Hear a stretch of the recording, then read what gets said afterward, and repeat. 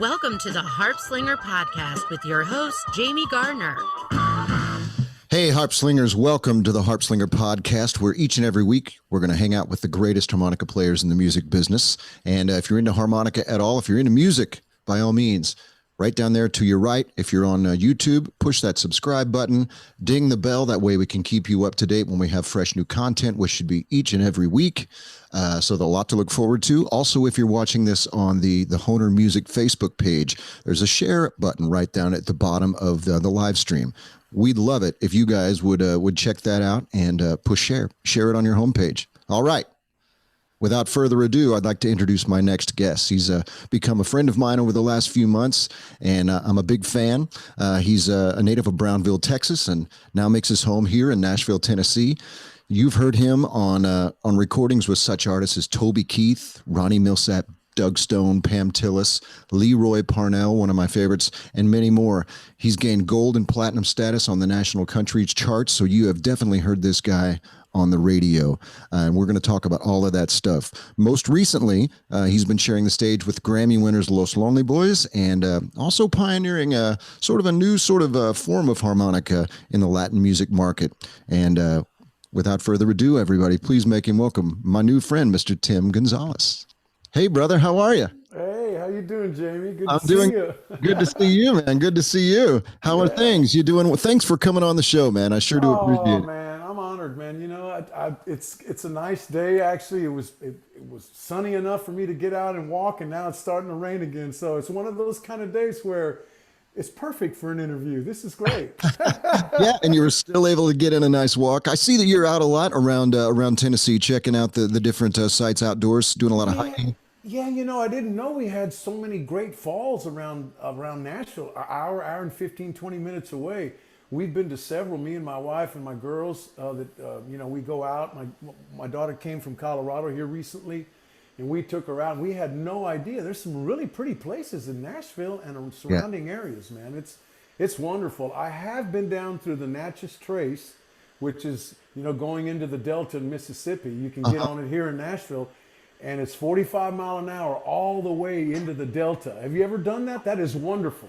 Well, I've been to the Delta, but I haven't taken that route. That seems like a great route to take. Natchez Trace. I would recommend you do that. Put it on your bucket list. It's great, man. You can feel the vibe of the music as you get closer to Mississippi. Right. It's crazy. Isn't that amazing when you drive through the Delta? My dad and I took a blues trip. Now it's been 7, maybe 5, 6 years ago.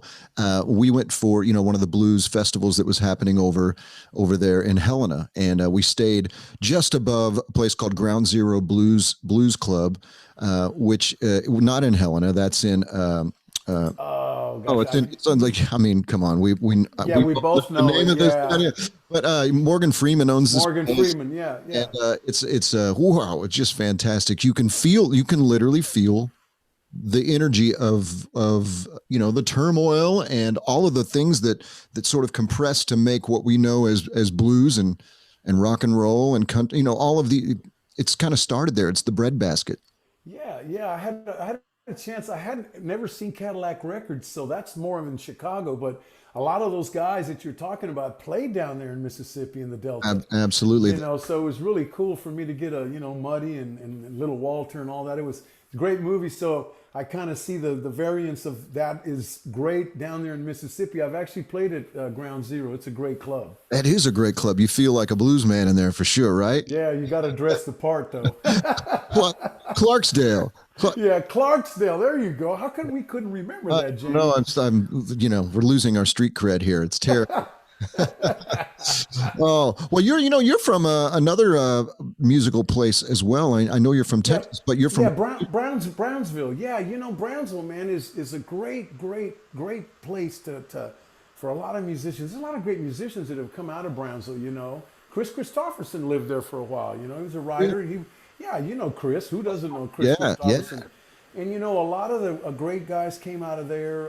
You know, there's a lot of artists. There's a lot of Tejano, salsa, Mexican music. You know, regional, but all this great music, island music, because I played on the island. The South Padre Island is right there. Right. So I did a lot of an eclectic kind of music, all kinds of music. So I guess that's kind of where I get my style from now, is that I kind of gumbo everything together and just play what I feel now, you know. Gumbo's a good word for it. Yeah, you're like a nice soup, a cauldron of all these different influences. That's for sure. That's for sure. So, you know, and the Tex-Mex thing, not just the music, but the food that you get down there is, I mean, I lived in Texas, my wife and I, for 11 years, a little bit further north than Brownsville. We were in Dallas in the Metroplex, but, we miss the food, the Mexican food. You just can't find great Tex-Mex outside of Texas, no matter where you go. You can't. Now, you know, a great story that reminds me so much of South Texas and actually Texas is, you know, my dad was real good friends with Freddie Fender.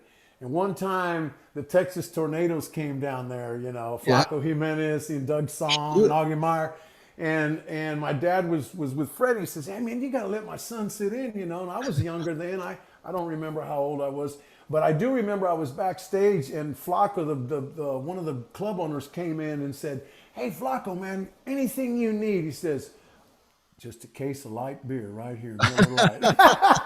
And I remember that today. It's like, okay, Flaco, he drinks that Miller Lite. Nice.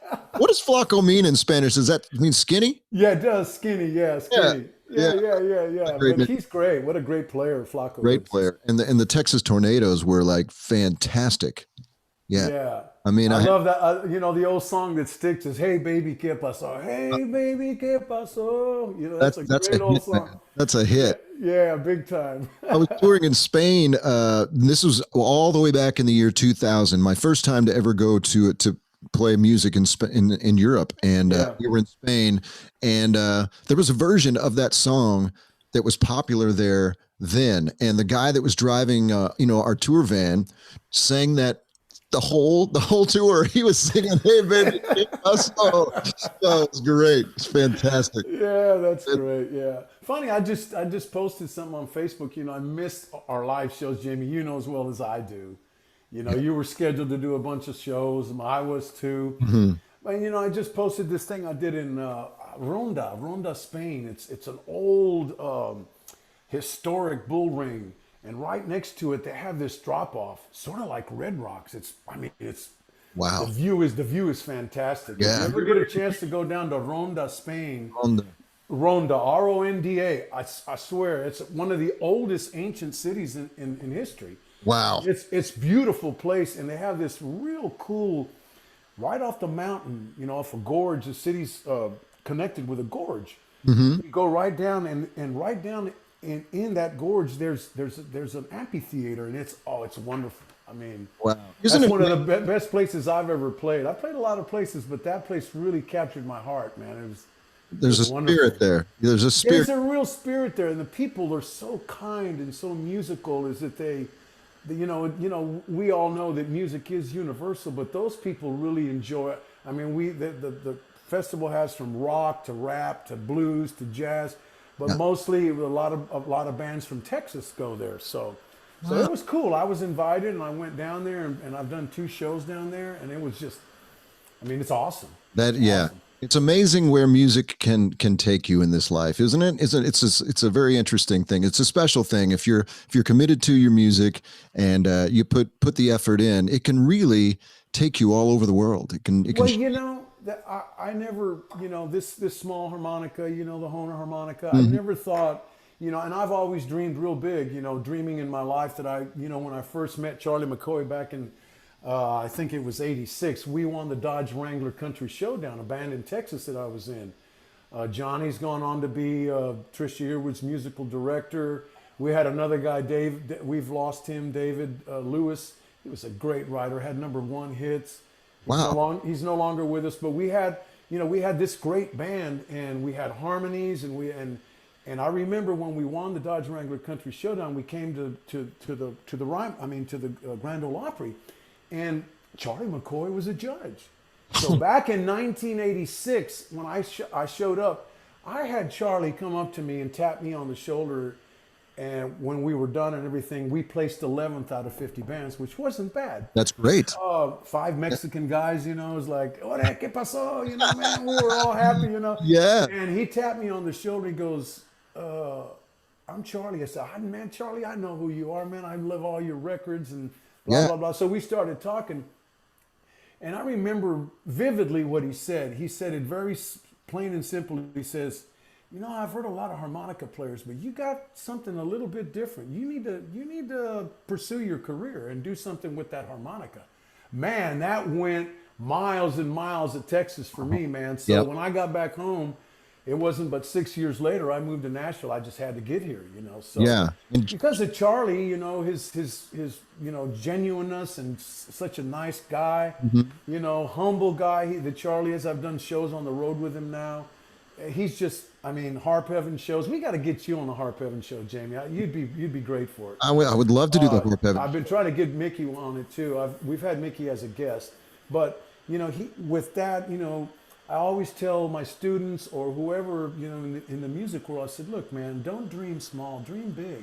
Yeah. And you never know where you're going to end up with your music. So, I'm really glad that I continued playing music and still do today. So. Yeah, and a lot of that has to do with Charlie McCoy. I just think that's fantastic. It really does. To have Charlie McCoy on the panel, first of all, a harmonica player. Now, he doesn't just play harp. He was also, he plays a lot of different instruments. But one thing he was, I think he was the band leader on Hee Haw. He was. Which is so cool. I loved Hee Haw. I'm probably one of them. Me too, man. I watch it I think it was on Saturday or Sundays? Either Saturday or Sunday. I can't. Yes, on a weekend maybe. Yeah. The corny humor and stuff I just thought was hysterical. But the pickers on that show, the guys that could play, everybody was just Roy Clark. Let's be real. Absolutely. That guy, always had great artists that came on there. Yeah. Great artists, yeah. But so Charlie was running that band, and that's just really great. I love it. I love it when the harp players running the band. That's the way it should be, right? Don't let that get out too much. Yeah, I know. That's for sure. So let's go back to this band that you started with. Are you guys all from Brownsville or the Brownsville? Well, we're in the Brownsville area. We had one that lived in McAllen and one that was from Weslaco, and I was the furthest one away. I lived in Brownsville, and I remember we'd practice in McAllen. So I had to drive 60 miles just to practice. Wow. Man, I didn't care, man. I was so into music. I loved music. Yeah. So I would show up and we'd play, we'd do our stuff.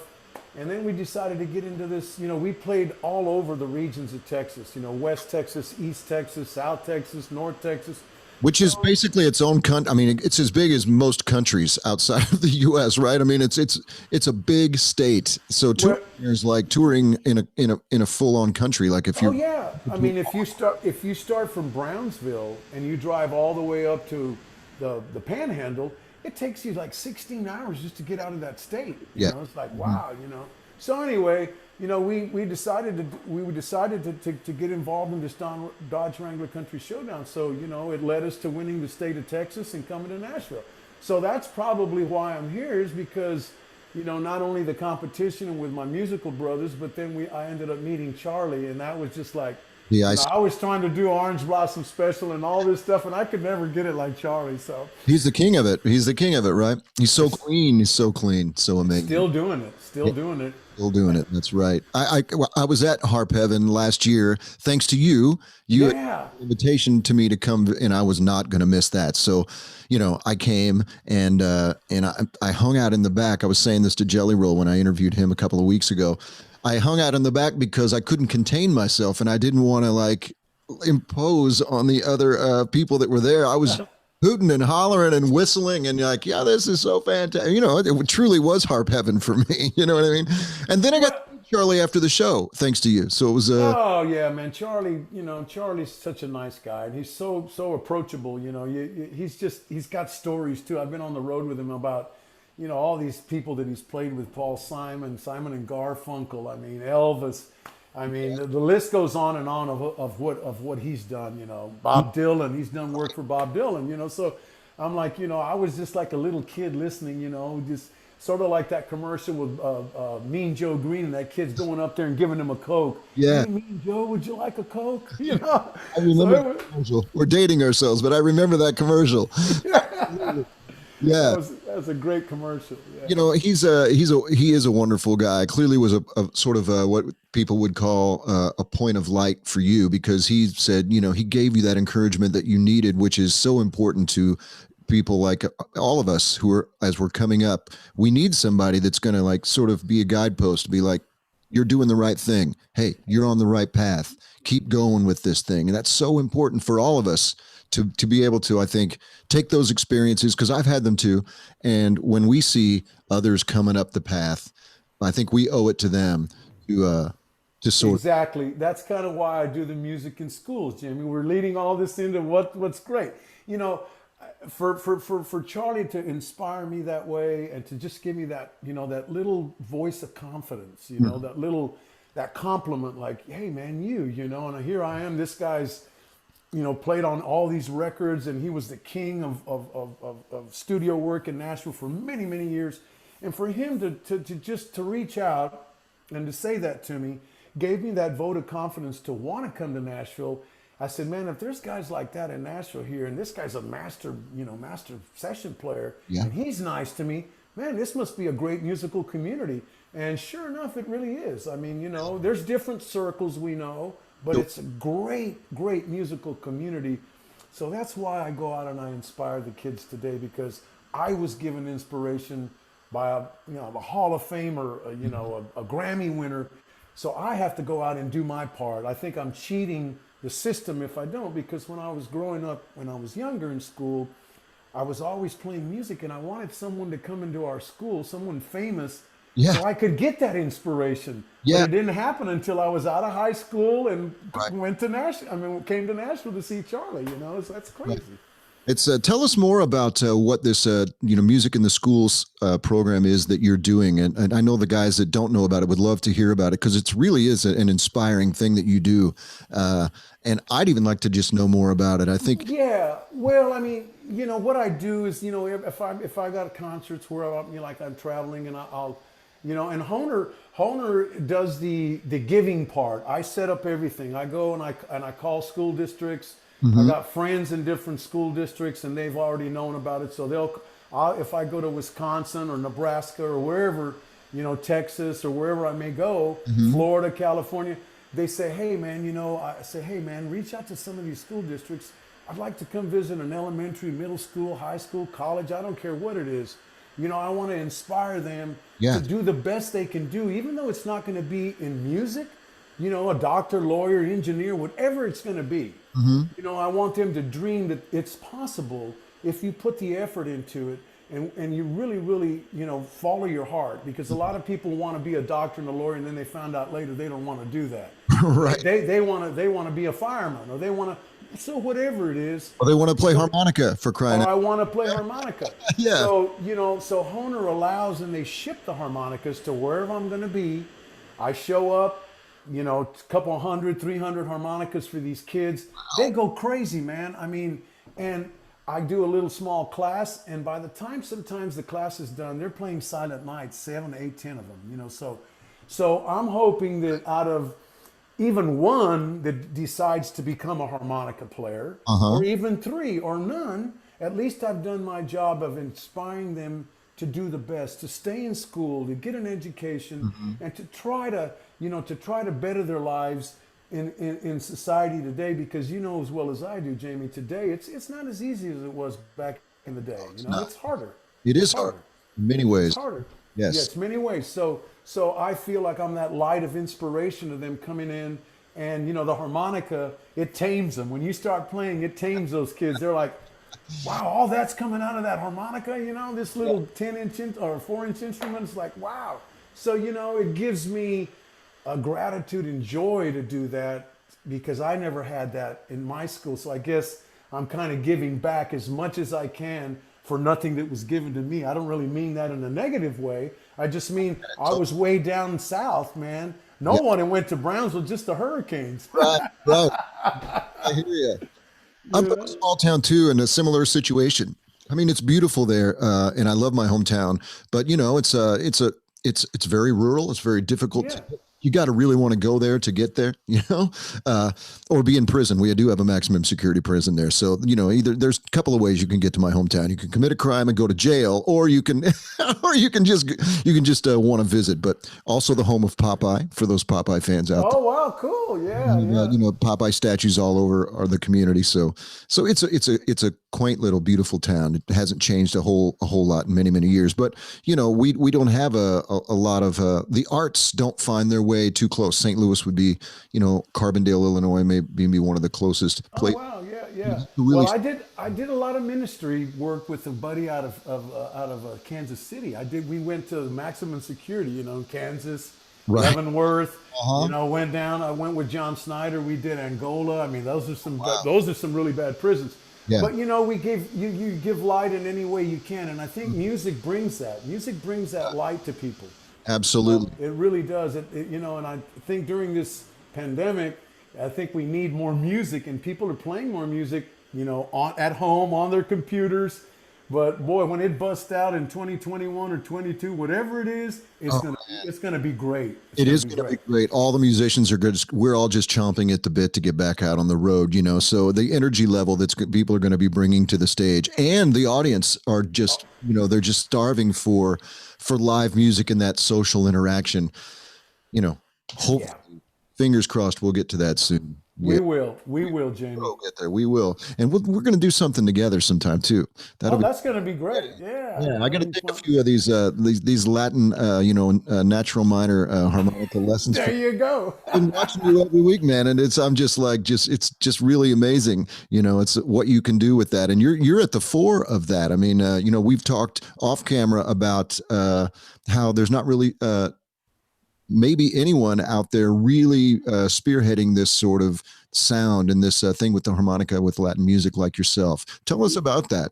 Yeah, well, I mean, before all this pandemic hit, I was headed to go to Colombia and Puerto Rico and Florida, Miami and Orlando, and with all these Latin guys. Saban Music Group, a good friend of mine that I met at the Latin Grammys. He heard the song that I do for my brother called "Straight from the Heart." That's an all minor song. And a lot of the Latin music is in minor. Minor to major seventh, and it's beautiful. So. Getting back to my brother's song, and we'll lead there. I was trying to write a song for my brother, called "Straight from the Heart," because I really loved him. He was the only brother I had, and we lost him in a motorcycle accident. And so I'm trying to write this minor song for him, and I'm here at my house, and I'm throwing down these minor harps. I can't get this melody that I want to get, So, so I drop the harmonica, and I'm going upstairs, and I hear an inner voice like, "Hey, Timmy," that's my brother kind of telling me, an inner voice saying, "Hey, man, you never gave up on anything. Get down there and learn." So this melody kind of came to me a lot easier. And I started this melody, and it was like the song just built itself right on the spot.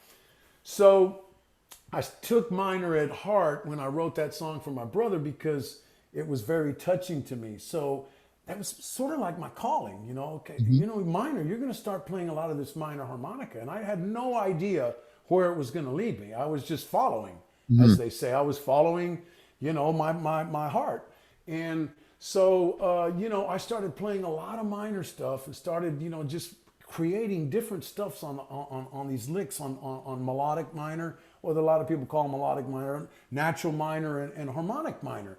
That Hohner Harmonicas has it. You don't need to go get custom harps. They've got them right out of the box.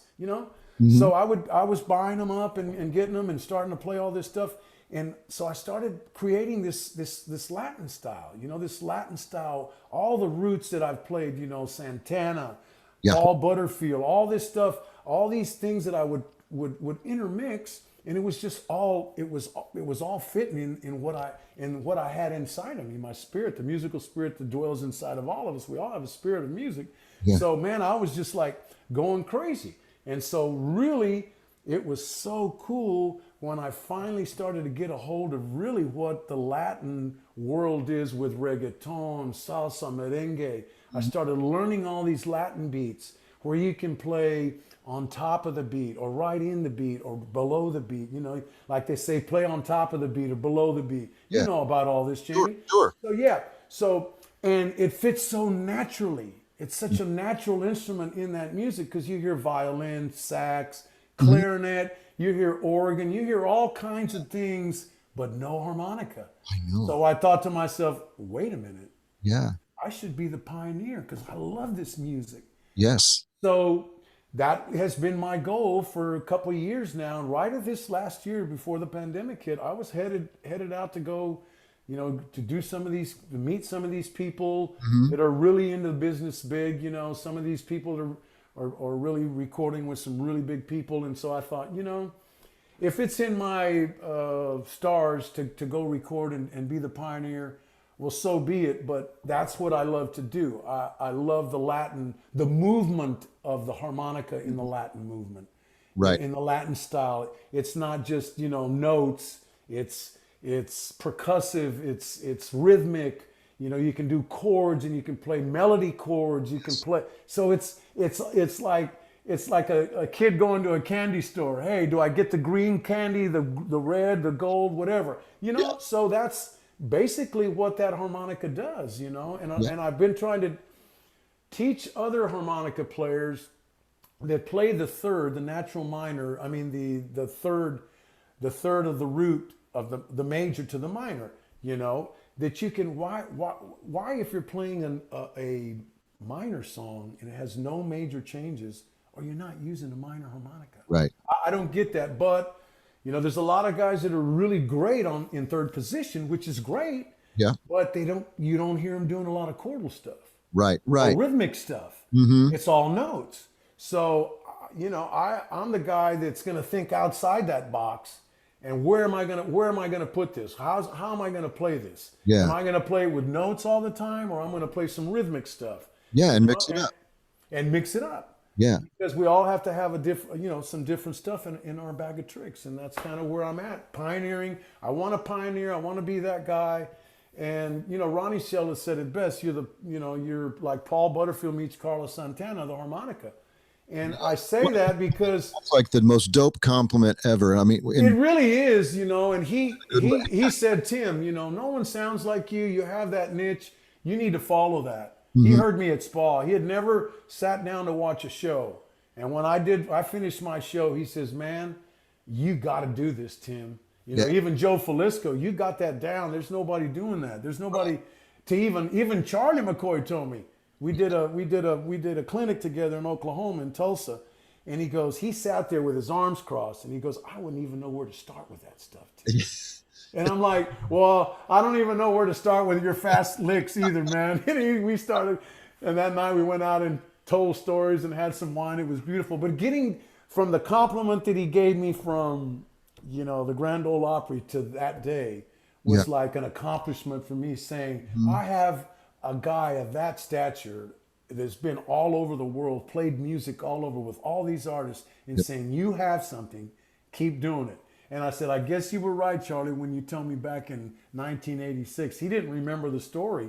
Oh, wow. I told him at Harpev, and I said, I put him on the spot. I said, Charlie, you know where I first met you? And he was looking at me like I was crazy. You know? Right. He's like, I said in 1986 at the Grand Ole Opry, you were a judge for the Dodge. He says, I remember that. I said, dang, Charlie. He says, I don't remember telling you, but I told a lot of people a lot of things because I was real blown away by the talent.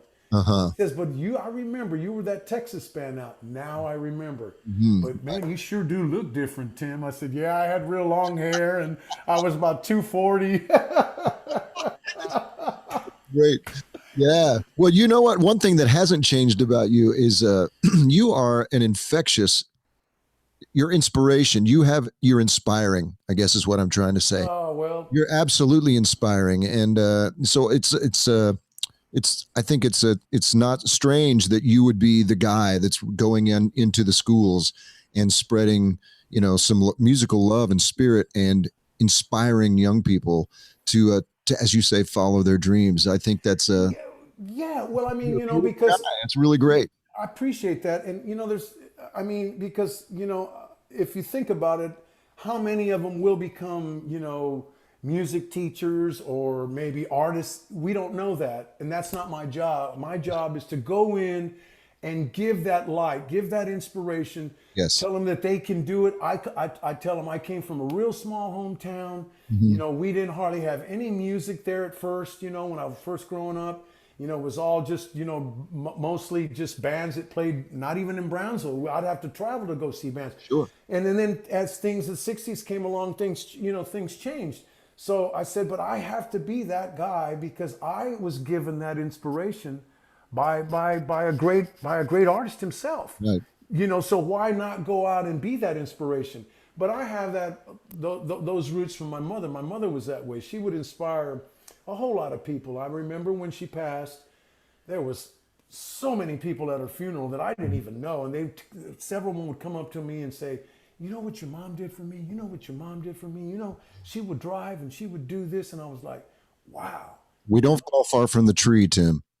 I guess that's what it is. We don't fall far from the tree. And really, I owe it all to the upbringing of my great parents. Mm-hmm. They made sure that I was home by this certain time. You know the drill, Jamie. I know that drill. Yes, And if I didn't, I might get a whooping for it. But which might come out, man. I've had this. But I think it all has to do with good morals in the world and good morals with families. And I think Mm-hmm. that it shows off in who you are, and it also perpetuates to your music. If you're a positive person, like some days you may be having a bad day and you say, I'm going to pick up my harmonica. We're probably going to play some blues. But if you're happy, you're going to play all kinds of stuff. Mm-hmm. So I try to be as happy as I can every day, even though some days are not good. We all know that. We all have bad days. Right. But I think it's what we choose to do with it, That's and I choose to be positive and inspiring no matter what the circumstances are. Even during this pandemic, I've had friends call me, man, I just wanted to hear your voice because you're always so upbeat. And how are you doing, though? And I'm like, well, if you think, I said, if you could tell me that I would be home for 7 months, not getting out of my house very much at all, Right. and not becoming a drug addict, I said, you'd have to go crazy to tell me that because that wouldn't be me. No kidding. I hear you. Oh my gosh! But I've thank God I have some great support. My wife and my kids, they love what I do. They love me, and that's all that matters. It's all about the love, and inspiration. That's right. That's right. And you have a lot of people that are watching. You could do a live stream. All these guys that are watching this are probably also already aware. But for those who aren't, you do a live stream every Tuesday with the Honer artist rep, Derek Frank, who's a wonderful human being. And you guys kill it. So, there's so many people. I tune in as often as I can. And I can tell you are the highlight of a lot of people's day.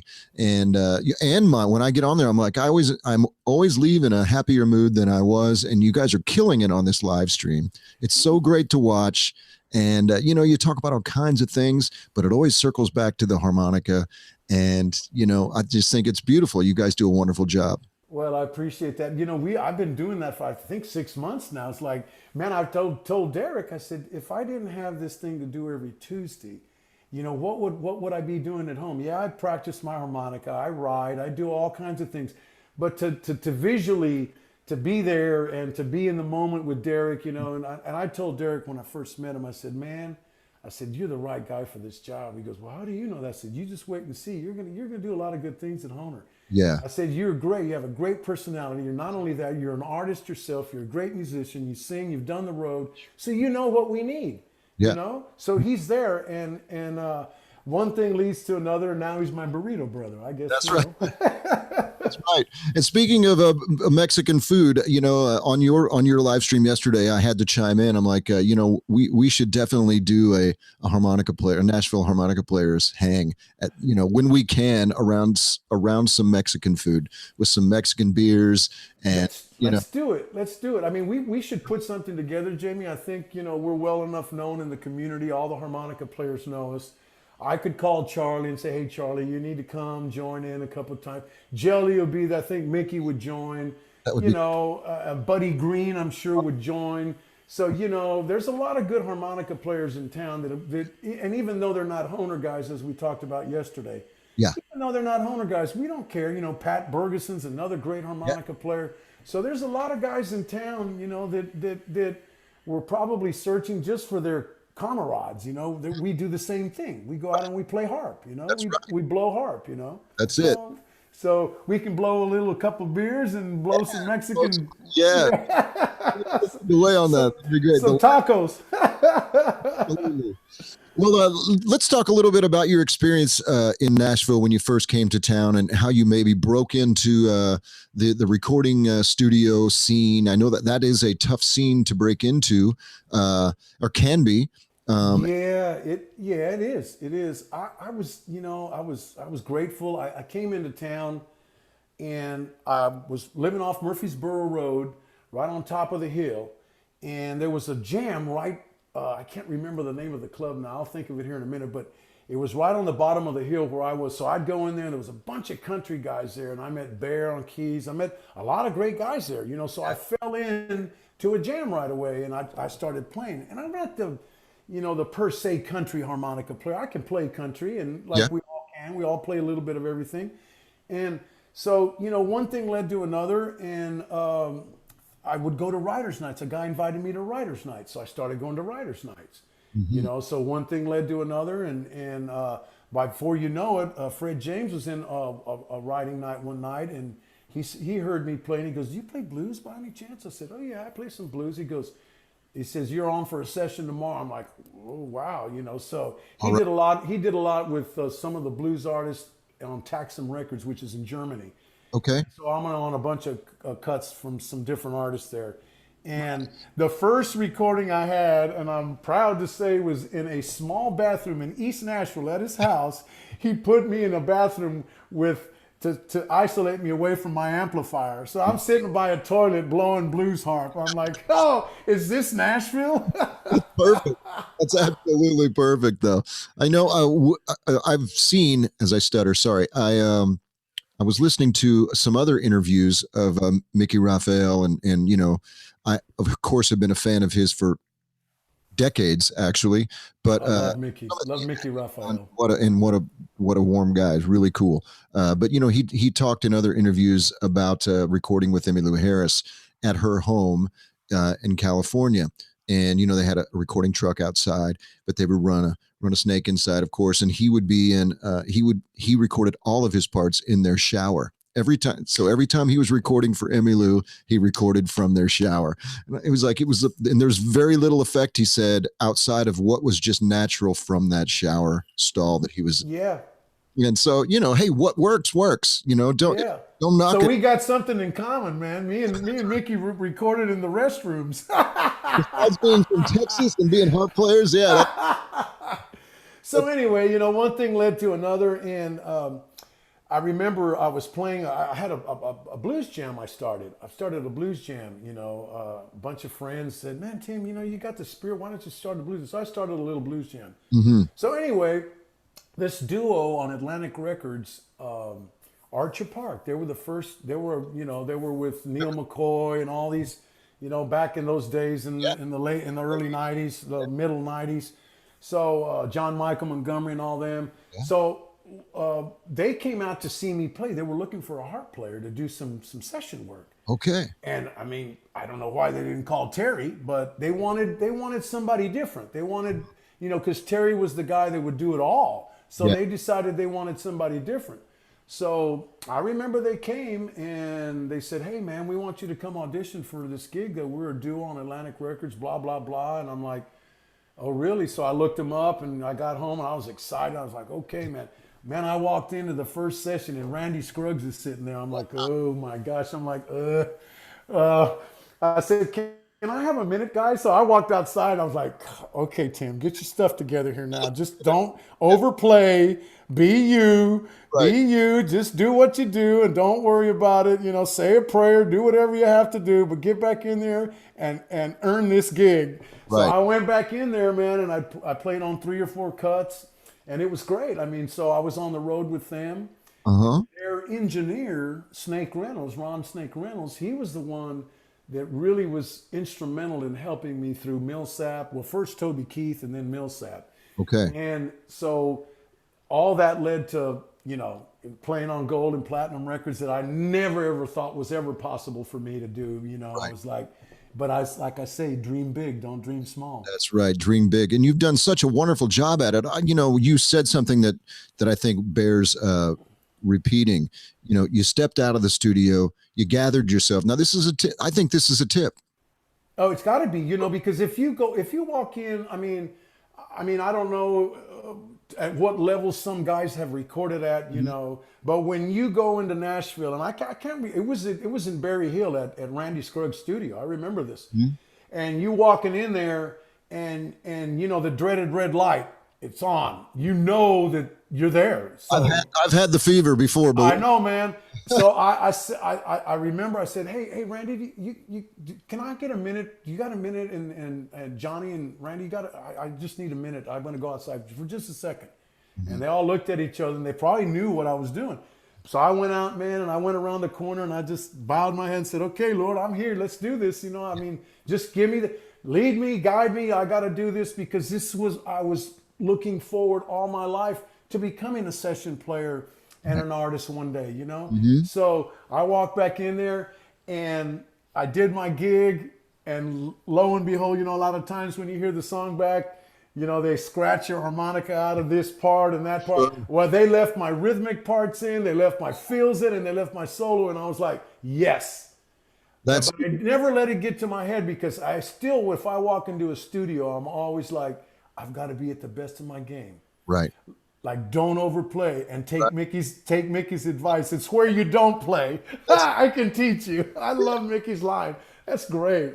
There's a lot of wisdom there. That's a lot of wisdom. Yeah, because as well as I do, I was running this jam, like I say, going back for it, running this jam, and I'd get guys coming in there, and they were just playing all over the place. Yeah. Mm-hmm. And this was called a pro jam.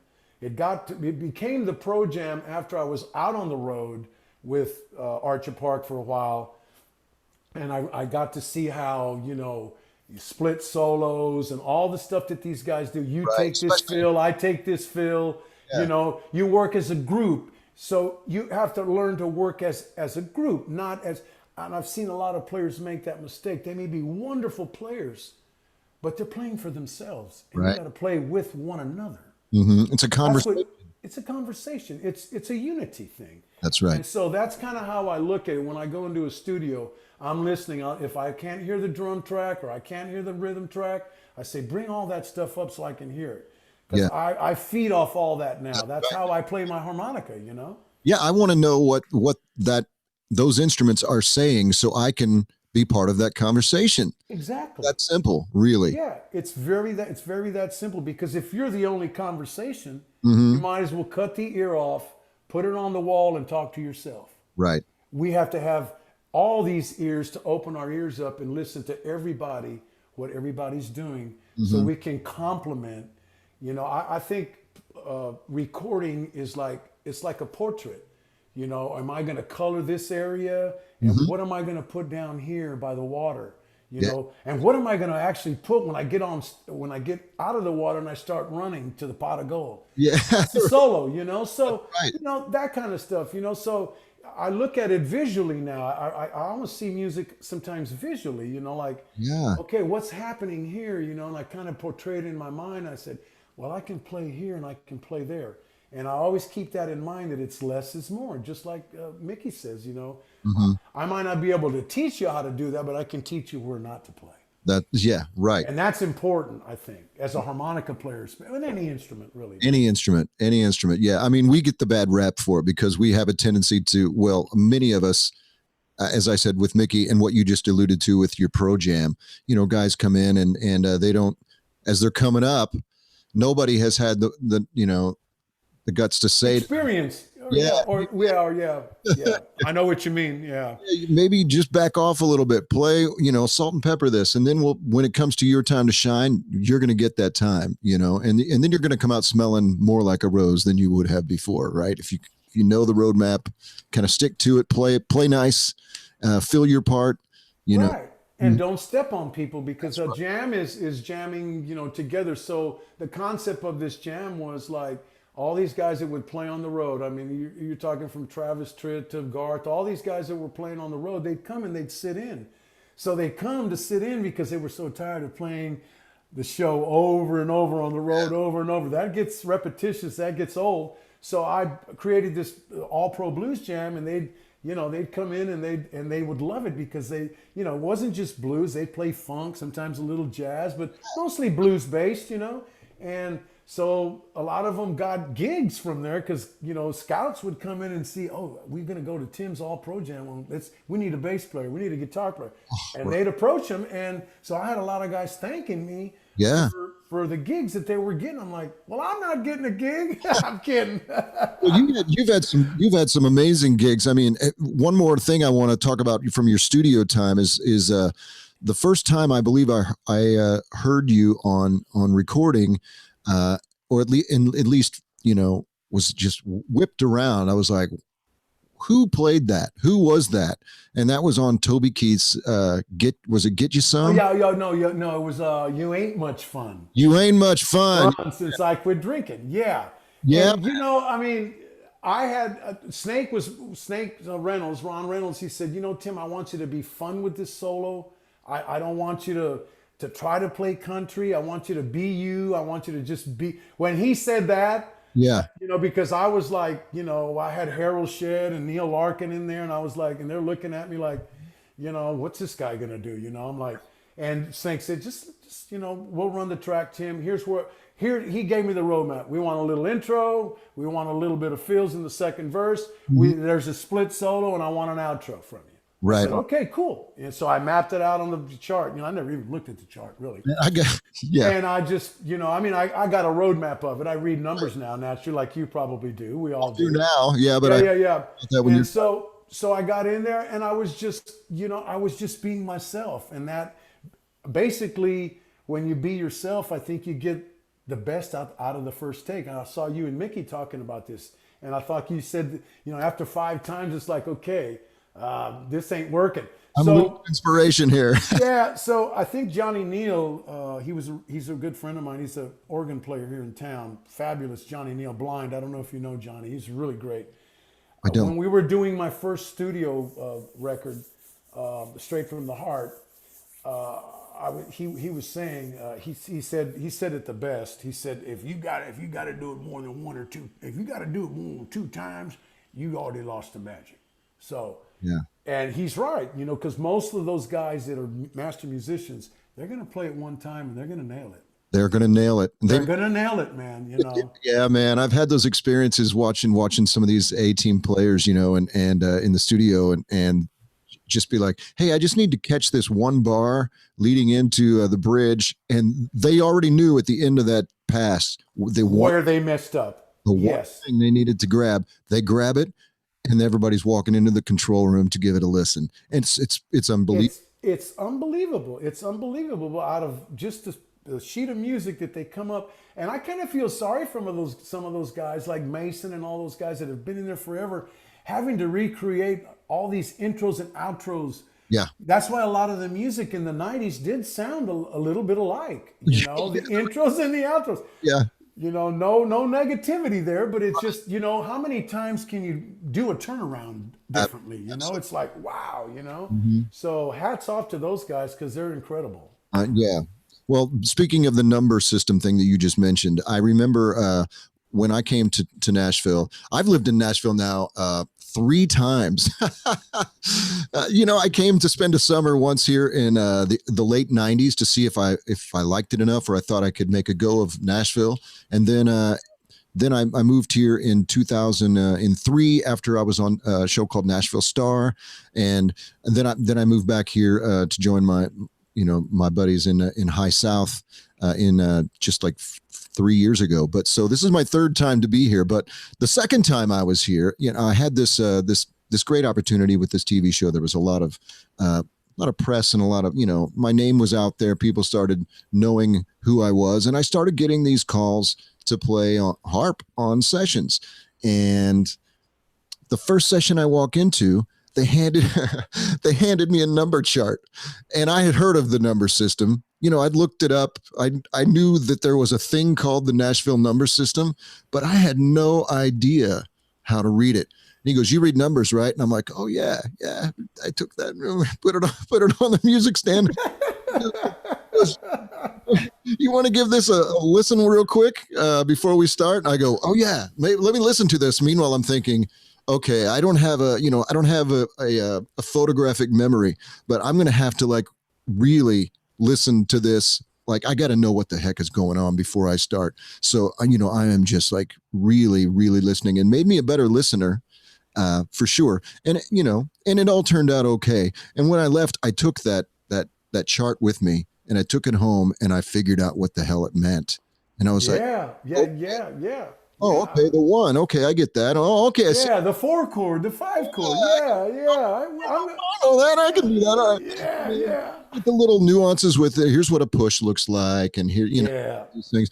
And repeat signs, all this stuff that you learn. Like, that makes sense. But But Jamie, all that said and done, even with the number system, I think they realize that harmonica players have this emotional thing that they do. Yeah. So as long as you're following that roadmap, they're going to allow you to play, because you can get magic if you're trying to read and play. It's a little bit different. Yeah. I think the best magic comes out of just feeling the emotion of the song. Like you said, you wanted to hear it. Mm-hmm. I think now the best way I go into the studio is don't even let me hear it. Just roll it. Let's do it. Let's try. But that's over the years that I've because I try to, like I say, visionary it when I'm hearing what they're doing.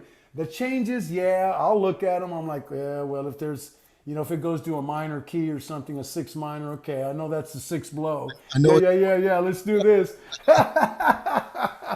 So anyway, so it's all these little nuggets that Tim's dropping on everybody right now, that for people that are listening, I hope you're taking some, especially if you want to get into the game of recording with people that you admire and respect and want to do a good job.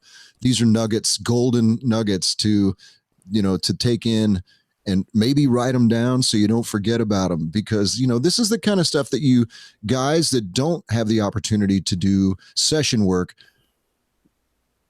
would love to know what it's like. I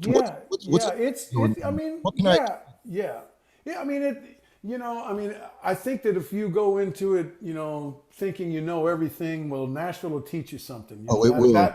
And that's a good thing about Nashville, is that you grow up quickly. You grow up with the people that you surround yourself with, and the people that I was grateful enough and lucky enough to get around were already, embedded in Nashville. So they kind of just pushed me along. And, the old saying is, if you play with better players, it's going to make you a better player. Absolutely. So I listen to a lot of guys, and I listen to a lot of different music. It does not necessarily have to be harmonica, sax, organ, right? Piano. I can try to take a lick from anywhere, and incorporate it into my style. But, I was scared.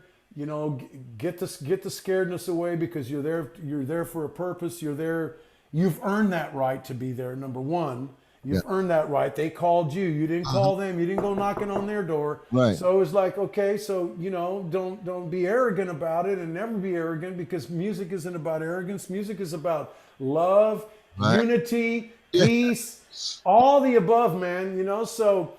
And it dwells within us, and that's why when you play for audiences, they love you, no matter what. Even if they don't like a song, they're gonna go, because it penetrates them. That's right. So I think if you carry that music spirit with you into the studio, usually music will lead you the right way if you know your instrument, Right. And you're you got to be open-minded, and your heart has to be open. I know this sounds very sort of esoteric, but I think all of those things, you embody those things. You are those things. So when you walk into a situation, you're able to be there. You be present and bring what you have and be yourself, which is, you're always yourself. You have, I've been very fortunate to have some guys on this, the podcast is only 4 sessions. You're my fourth interview, which is Yeah, but everyone has their brings their own thing. All of these guys very unique, and you are right there. You're so unique, such a unique player,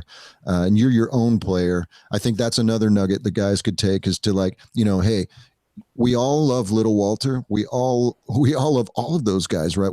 Sonny Boy. We all love Charlie. We all love the list goes on and on. We each Oh have yeah. favorites. I have my favorites for sure, and I stole from all of those guys. I did. Yeah. I Well, I mean, and I tried to steal something from all those guys, but at the end of the day, I want somebody to say, I can tell that's Jamie Garner playing, but I can always tell when Tim Gonzalez is playing.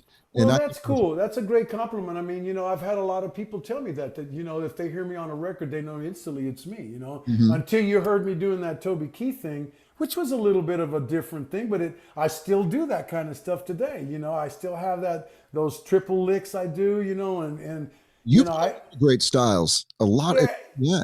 yeah. So, I think the best information that I can give a young player, harmonica player, is that, capture all of that. Capture Sonny Boy, capture Little Walter, even some Toots Thielman or Stevie Wonder, or all these guys that you want to listen to, the Harmonica Cats. That's going way back. Yeah. So take all of that, but try to create it and make a song your own. If you watch The Voice, what is The Voice like? They like, okay, you take a song and make it your own. Right. Make it your own. So you make any song your own, that you're becoming a creator in your own style of what you're going to become. And nobody beat you at you. No, the only one that's going to beat you at you is you. That's right. Like me throwing down all those minor harps when I couldn't get it. So Yeah. It's all fun and games, but I mean, when you come down to the real reality of it, it's just, mathematics. Music is mathematics, but I think the emotion that the harmonica brings, it goes beyond the mathematics. We can take a note and bend it and do some different things that some instruments can't do. That's right. So I'm really great that they haven't been able to recreate the harmonica. They've been really trying with those synthesizers. Yeah, but they can't do it, man. Not yet. No, Jamie, that's a no-no. Well, hey, man, we're sort of nearing the end, but I still have so much to talk with you about. There's still a couple of things I want to cover. If you got time, I'd love to. I do. I got time. Tell us about your experience with Los Lonely Boys. I mean, what an incredible group of musicians, and man, I can see how you just fit right in with. Yeah, I was in Austin, Texas, and a buddy of mine, he was playing congas with him. We grew up. He was playing in a band that I grew up with down in South Texas. They're called Del Castillo. They traveled Europe. They're great Latin duo guitarists. They're awesome. Well, he was playing percussion, and I always wanted to go see Los Lonely Boys. That's just right after they had just won their Grammy. Okay. Well, a few years later, so John Popper was opening up for him. I'm like, man, I want to go see John anyway. Right on. So John was there, and so anyway. I listened to a lot of Los Lonely Boys music to be sure in case I got up and they got me up to play. I wouldn't be, you always got to do your homework as a harmonica player, man. So anyway. Guys, you got to listen. He's laying it out there for you. You want a roadmap, he's giving you one right here. Yeah. So, I listened to their music and, indulged in it, man. Just okay, So I went to the gig and John's blowing, a mile a minute, playing, going crazy, getting the people ready. Yes. So I get a call from the conga player, man, and he says, "Hey, man, I told the boys about you, and they want you to come to the bus." I'm like, "Oh God, okay, here this thing is going, man." Yeah. So I go knock on the bus like a little kid, and they open up. They go, I guess it was the manager. He goes, "Yeah, who are you looking for?" I said, the conga player. Says, "You don't know his name?" I said, "Yeah, I know his name." So I gave him his name, and he goes, "Okay, well, who are you?" And I said, "I'm Tim Gonzalez, and they invited me up." He says, "They invited me up," and I could hear the boys in the back, "Orale, hey, vato," they're getting ready for their show, Yeah. So I walked to the back, and the three brothers are there, and the conga player, he says, "This is Tim Gonzalez." Man, dude, you wait till you hear this guy play harmonica. I'm like, dude, be quiet. His name is Carmelo Torres. Is his name? His father's a great Latin percussionist who's been in all these great Latin bands back in the day. Wow. And so JoJo sits me down. He says, sit down here right by me, brother. And I was like, hey man, how y'all doing? So he says, so you're a harmonica player out here. He says, my brother plays a little bit of harmonica too. I said, yeah, I know Henry's got some chops. He plays a little bit. He goes, well, what song do you want to do tonight? You know our music? I said, yeah. I said, I've been listening to all your music, man. I love Heaven. He goes, well, that's our last song we play of the night. I said, hey, look, man. I told him, look, I said, I've been in the business. I've been in the business for a while. I said, look, I've been in the business a while. I understand, man. If I don't get to play, I just appreciate the hang with you guys. Yeah. He goes, we're going to call you up. We're going to surprise you. I'm like, oh, no, dude. So they called me up on this cool song. I think we ended up playing like a 10 or 11 minute jam, man. Really? It was awesome. And I get off stage, right? I'm coming off stage, and the manager goes, the same guy that opened the bus for me. He's the manager. He goes, you rehearsed that with him, didn't you? I said, no, that's the first time I've ever met him. He goes, don't lie to me, man. You're not that natural. I said, well, hey, man. I said, I did listen to a lot of their music, and I did hear that song. Yeah. So I was prepared for it. You were prepared. He goes, dude, you did a great job. And so they're doing their applause hug at the end of the show, their bow. Yeah. And the manager goes, you get in there and you be there with them, man. I'm like, dude, are you sure? And JoJo sees me walking up, and he calls me in. So I got that picture. It's like, wow, that was the very first time I ever played with him, man. And then ever since from then on, it was just like a musical journey with him. Every time I was on the road, they were on the road, they'd invite me over, I'd play. It was just like, I said, if there was ever going to be Reese played, Winans played some keyboards with him in their earlier years when they did Heaven. They used the organ, and Reese plays with Joe Bonamassa now. Right. So he said, if we ever add a harmonica, you would probably be the guy.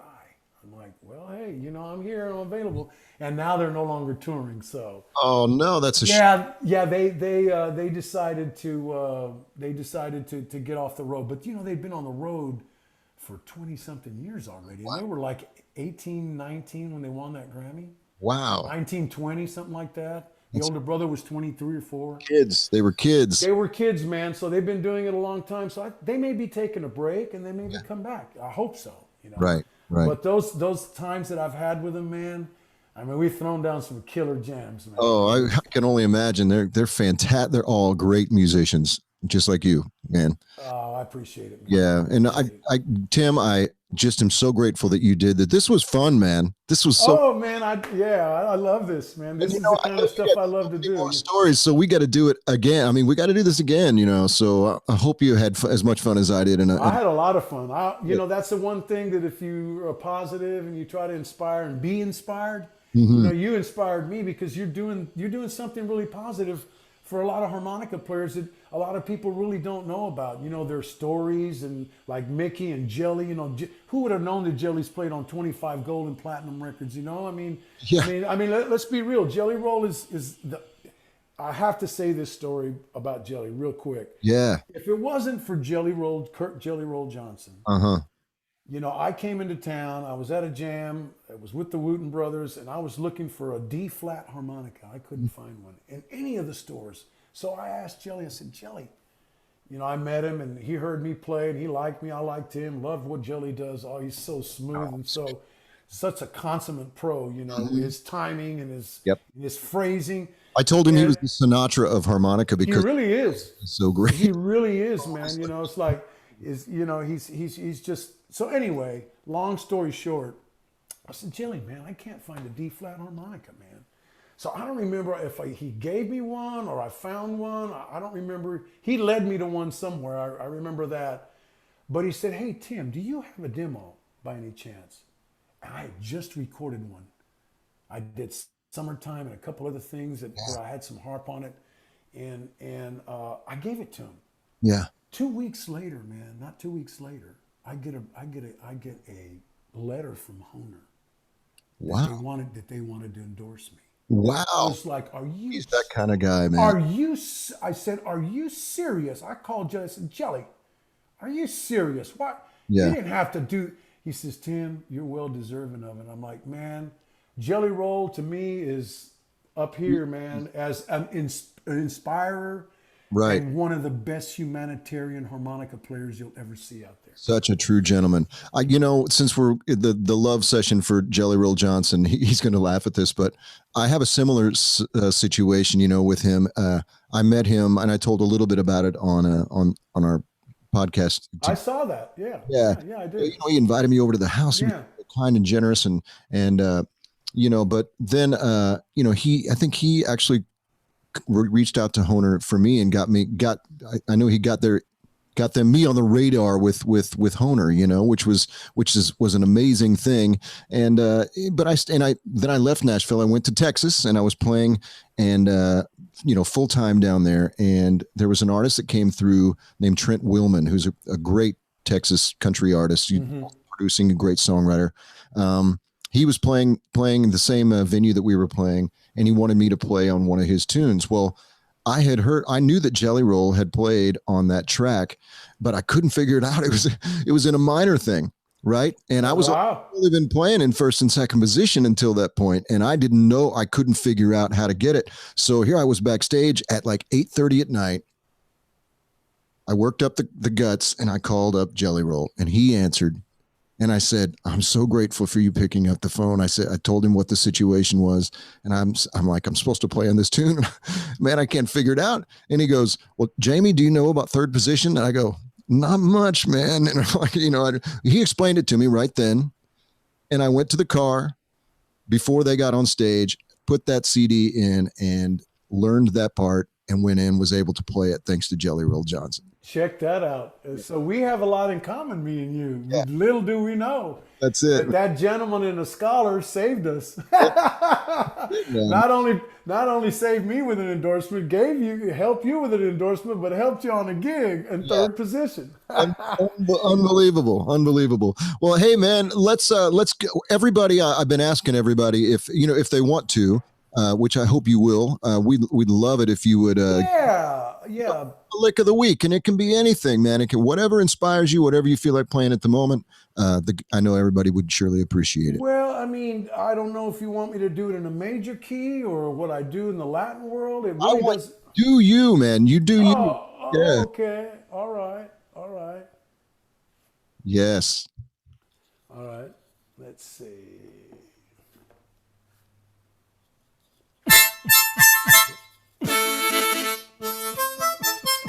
All right, here we go.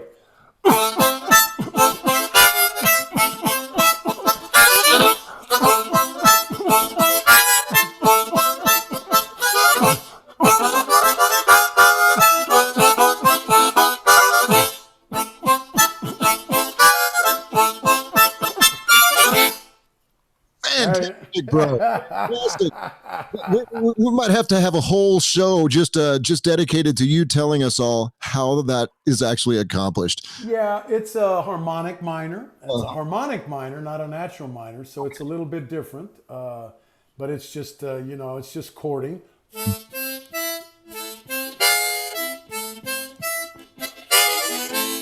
So it's basically a simple lick, but it's all the stuff that goes in it.